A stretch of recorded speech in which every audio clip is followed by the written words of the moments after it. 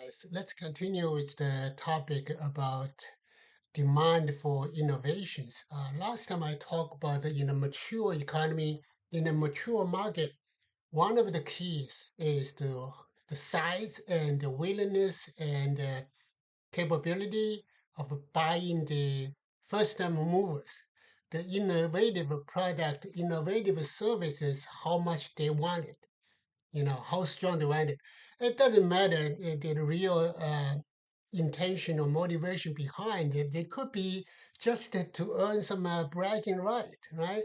They could be like to show off, to show that how great I am, how rich I am, how much money I have, how much I can do with everything. Pretty much like Amazon founder Bezos, with you know, uh, the huge weddings, right? And then actually, local people are complaining about that. But I'm just saying that the point is, but I'm just saying that when it comes to China, China is the game changer. Here, just let me give you a general idea. I mean, we have been for decades, for even for centuries, and we have been taught by historian, economic historian, and new institutional economics. They're basically saying that in order to grow, in order to, especially for sustainable growth, you really need to get everything right. I say fuck that. I'm not just. I know I'm not supposed to use an F word, but I'm just trying to drive the point home. And again, it's not personal. I'm just saying that to make some impression. I'm basically saying that's a myth. And China tells us the biggest lesson that we learn from China is that you don't have to do everything right. You can still grow. That's the thing. Let's look at the Trump and the Xi Jinping meeting like the day before yesterday, I believe.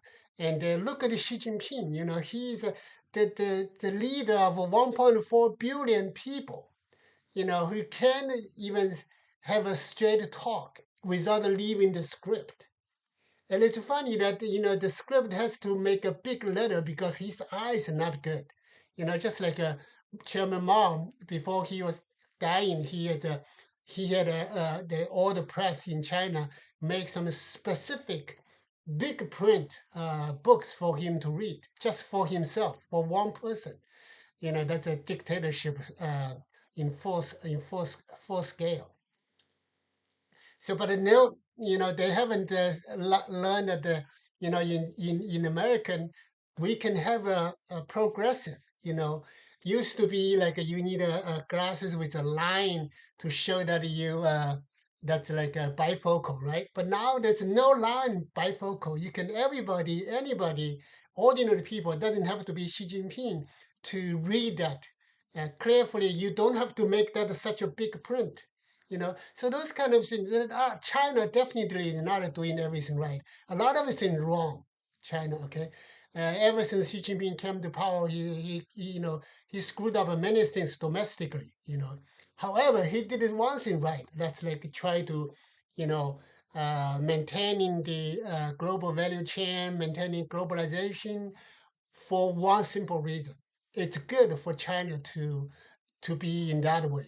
Okay. But anyway, so I'm just saying that the key point is that why I say that China is a game changer is because China break the many misses. You don't have to do everything right, like England in the before 1750, which is the beginning of industrialization revolution. Okay, you don't have to do that. China, like I said, did many things wrong, still doing many things wrong even today. But the growth is there. Okay. I know some people would say, okay, let's wait. It's too early that China will screw up. China will collapse. I tend to think not that way. Because once you grow to a certain size, it's like too big to fail. I'm not saying that China will never collapse. It's still possibilities there. Much more so than the US. But on the other hand, we do see the other side, which is that when you grow to a certain size, uh, the world is better off to see China keep growing.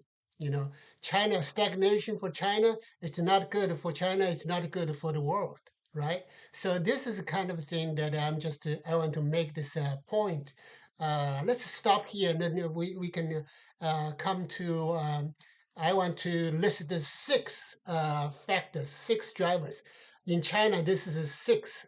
This the sum is means five, and plus one is six. So just one way to do that. You don't have to say like a Western. You have to say this put the two hands. You can just use in one hand.